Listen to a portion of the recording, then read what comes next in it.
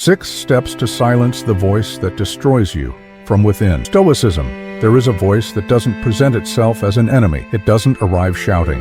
It doesn't enter through the door as an obvious threat. It insinuates itself, infiltrates, adapts to our tone until it sounds exactly like us. That's why it hurts so much, because when it speaks, it feels like it's us. And in our most vulnerable moments, it whispers doubt, spreads fears, and distorts memory. It doesn't bring us down with a single blow, but with the patient repetition of someone who knows exactly where to strike. Seneca compared the mind to a besieged city. If we don't guard the gates, the enemy doesn't need to scale the wall. He enters disguised as a friend, bearing gifts that become chains. This is how that voice works. It doesn't arrive with the force of a gale, but with the persistence of a drop of water falling on the same spot day after day. And like the stone that gives way not to force, but to insistence, we too begin to yield, until one day we wake up believing that every criticism, every accusation, every harsh judgment is our truth. Epictetus said that much of what we carry inside was not born in us. They are echoes of external voice learned too early, repeated for too long,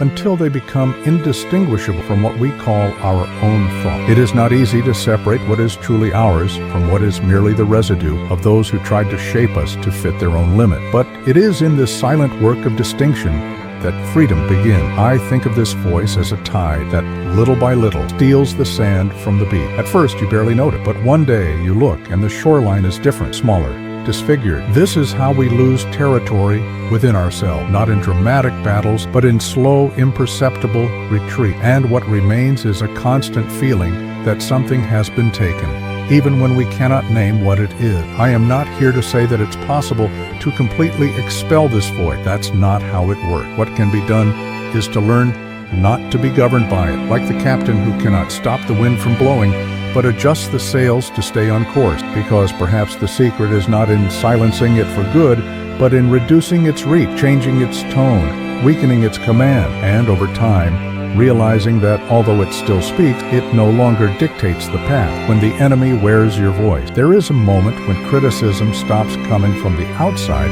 and begins to be born within. Not because it has become truth, but because it has been repeated so many times that it has adopted our timbre. It's like wearing clothes that don't belong to us, but which, over time, mold to our body until we forget that we didn't choose them. This is the cruelest trap, when the voice that weakens us already sounds like our own. Any attempt to fight it feels like a fight against ourselves. It happens slowly. First, it's a stray comment, a cutting opinion, a veiled comparison. Then, it's the memory of these moments reappearing when we least expect it. And finally, it's a constant presence, like background music never stops playing. We learn to call it I, as if it were an inevitable part of our identity. But what we forget is that not every thought is a faithful reflection of who we are. Some are emotional intruders, passengers who should never have been given permanent residence. Seneca warned that the mind, when unguarded, is like a harbor without guard. Any ship, whether loaded with trash or gold, can dock. It is our job to learn to identify those that carry only cargo that sinks us, because if we do not filter, the sum of every small delivery, every small concession becomes a burden that bends the spine. And the worst part is that as the weight accumulates slowly, we rarely notice that we are no longer walking upright. Some say it's just a thought, but thoughts have root, and roots, when not pulled out, spread. The more we feed them with attention, the more they grow. The more space they occupy, the more they suffocate what could still flourish. That is why not everything deserves a response. There are words that, if welcomed, become walls around our freedom. And there are moments when the true act of courage is not to respond, not to justify, not to bow down, but simply to let that ship sail away without anchoring. The mistake of trying to win by shouting louder. There is an almost automatic instinct when self-criticism begins to speak, trying to drown it out with more force, more intensity, more internal noise. It's as if we believe that by shouting back, we will silence it. But the opposite happens. Every direct confrontation seems to give more vigor to what we want to silence. It's like blowing against the wind.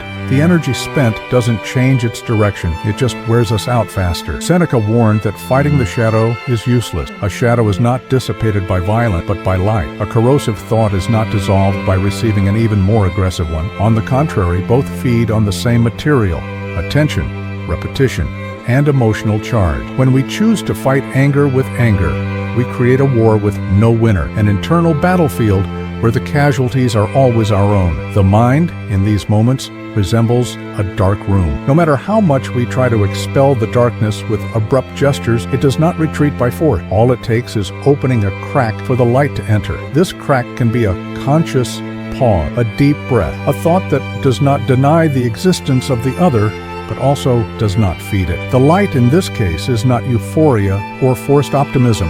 It is clarity. It is the simple act of remembering that what is being said is not the absolute truth. It's a curious paradox.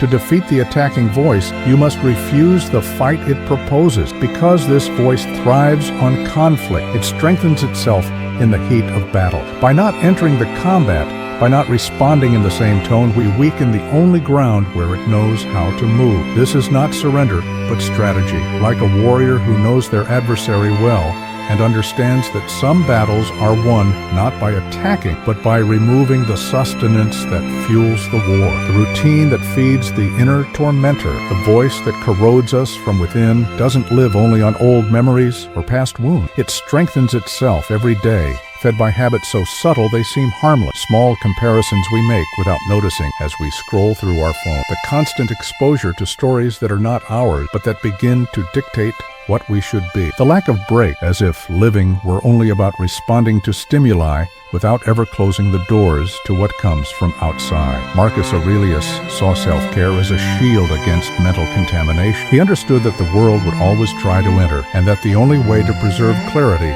was to maintain an inviolable space within oneself. But this space does not maintain itself. It is necessary to prevent it from being invaded by thoughts, images, and expectation that infiltrate disguised as normality. When we neglect this vigilance, we don't realize that we are offering fertile ground for self-sabotage to flourish. The danger of routine is that it becomes invisible. What we repeat daily silent shapes who we become, and this applies to what builds us up as well as what tears us down. A seemingly small habit, like comparing every step we take to the path of others, creates cracks that, over time, allow the inner voice to grow. And when this voice finds space, it begins to speak with more authority, as if it had earned the right to command us. Thus, the inner tormentor does not only appear in moments of crisis, it is cultivated every day, in the most mundane instances, in the coffee drunk in a hurry, in the message we don't answer for fear of seeming weak, in the overload of information we accept as if it were neutral, when in fact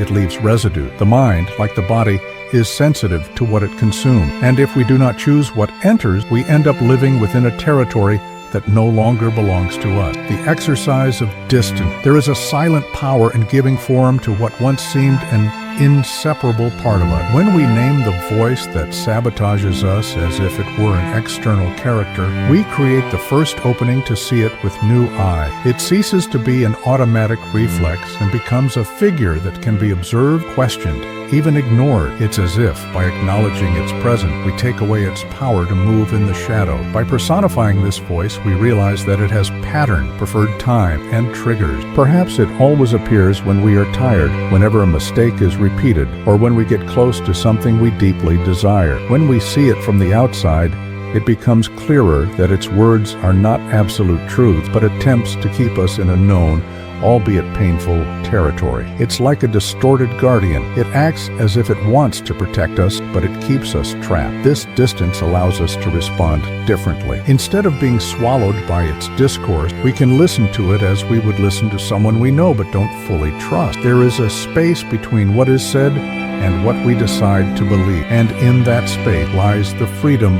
of choice. Epictetus reminded us that it is not what happens that harms us, but our judgment about what happened. By placing this voice in the position of the other, we can judge its content more clearly without confusing it with ourselves. It is a simple, but not simplistic practice. It requires attention not to fall into the trap of engaging in endless dialogues with this internal figure. The goal is not to convince the voice to change, but to recognize that it is not the only one speaking, that there are other, calmer voices, more aligned with who we are, waiting for space to manifest. And it is in the act of creating this distance that we begin to give back to ourselves the right to choose which thoughts deserve to stay and which should just pass by. Conclusion: silencing the voice that hurts us from within is not a single definitive act. It is a continuous, almost artisanal process of transforming the tone and influence it has over us. It may even continue to exist, but its authority diminishes when we choose not to react immediately, when we stop treating it as the bearer of truth and start seeing it as one opinion,